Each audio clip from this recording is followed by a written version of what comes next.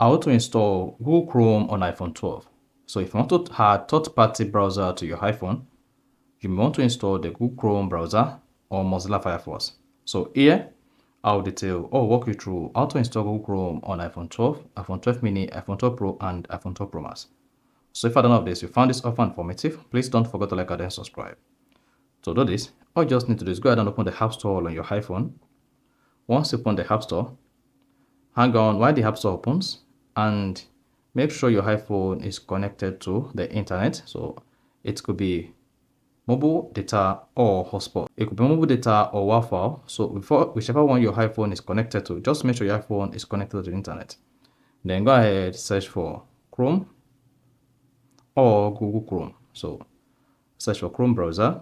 Then here, you should see the Chrome browser as your first result. Then go ahead and click on that. Then tap on the Get button to download and install the Chrome browser on your phone. If you already have the Chrome browser on your iPhone, just go ahead and click on Update to update the Chrome browser to the latest variant. So this might take a couple of seconds depending on the strength of your internet.